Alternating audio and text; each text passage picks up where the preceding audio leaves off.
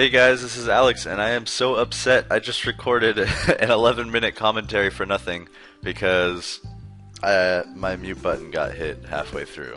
And yeah, but anyway, thanks for watching the series up until now. This is part 4 and the final part of my Road to Max Mesos, which happened to be 10 billion at the time. And still is, hopefully, because if not, then they're just going crazy with the Meso limit. But anyway, so there's not a whole lot left for me to teach you guys. If you've paid attention to everything so far, then you should have a pretty good grasp on how to merge. But just a couple more tips. Let's see. Like what I'm doing right here is I'm not even in the free market technically. Like I'm not in channel 1 or anything, and I'm still trying to merge off people. Now, you can merch at all times. You don't have to be in the free market at all. You can be, training or whatever. But a couple ways to do that would be when somebody's gatching, like this person just got the giant pink bean cushion, and I whispered them. If somebody's gatching and they get an item, even if it's a crappy item, there's a lot of good items that don't get smegad. When I was merging during this series, and I was getting, unique potential scrolls and stuff like that, that was a scroll that did not get smegad when you gatched. So what I would do is I'd whisper almost everybody who was gatching, as long as I wasn't spamming in the free market, and I would ask them if they got anything else, and then I would list off like unique potential scroll, and a lot of them said yes, and I was able to get it for very cheap because they don't know exactly what it's worth. They usually think that it's like 100 mil, and then you go ahead and take it off them. So you can always merch no matter where you are. Another good way to do that is to go onto your mules and do the Tots Know-It-All quest and get a couple free smegas. Because if you know an event, like in last video, if you know an event is coming out where a bunch of people are going to have mystery mastery books, then smega that you want the good ones, like maybe Warrior 20, maybe Warrior 30, stuff like that. Because when you do that, the noobs that have it will see your smega and hopefully know how to whisper you. Sometimes they don't. But if they know how to whisper you after they see your smega, excuse me, then there's a bunch of free customers right there. So just always be on the lookout and trying to make the most profit you can. Even if you're in a trade already, you can go ahead and make profit because off somebody else. You just have to pay attention. But anyway, in this trade right here, the guy is trying to sell me this ring. Always double check the item you're buying, because what I just did in this trade was I put up 90 mil and I was almost going to press trade for it because he was saying that it was a 1 slot unleashed ring, but it was actually 0 slots. And even though I was already buying it for cheap, I did, I could use that as a way to lower the prices. But for all I know, it could have been an item that I was buying for a whole lot of money that I was going to keep for myself, and the stats weren't what they said they were. So always check it out. And then here you just saw that I bought it for 70, sold it for 170, so that's good profit right there.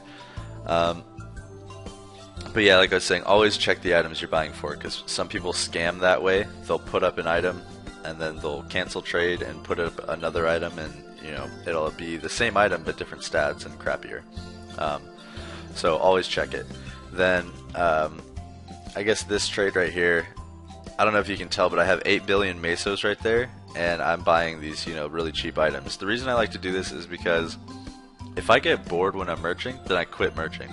And when you quit merching, you're not making any money, obviously. But keep yourself busy. Even if you have a ton of money, if you buy things for the right price, even if it's only going to make you a 5-10 mil profit, just do it. If you're gonna make, well, I guess this was like a 20 to 30 mil profit, but if you're gonna be making profit, then go ahead and do it.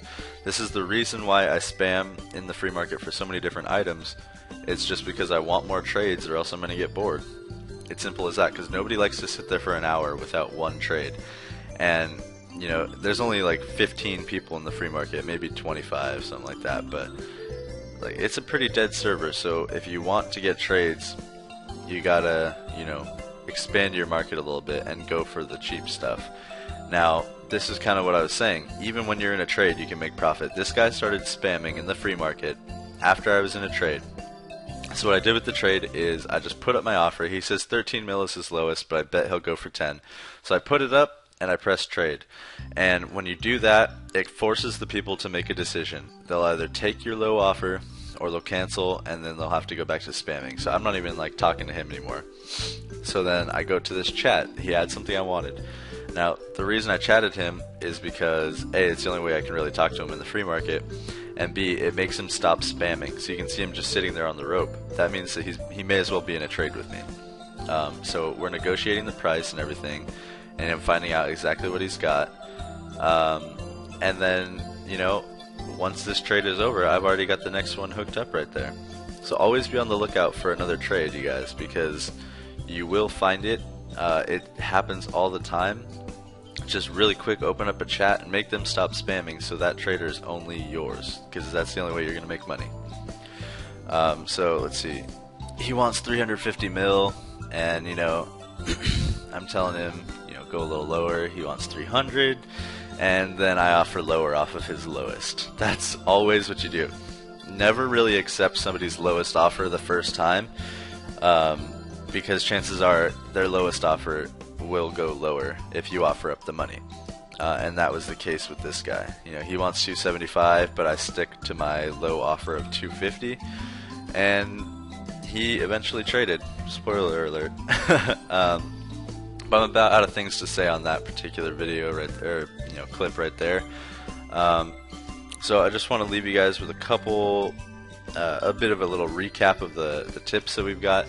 So know your prices, buy low, sell high, learn to negotiate with your customers. Never take their lowest bid. You know, always push your lowest bid, and you know, talk down the people that you're buying from, and talk up the people that you're selling to.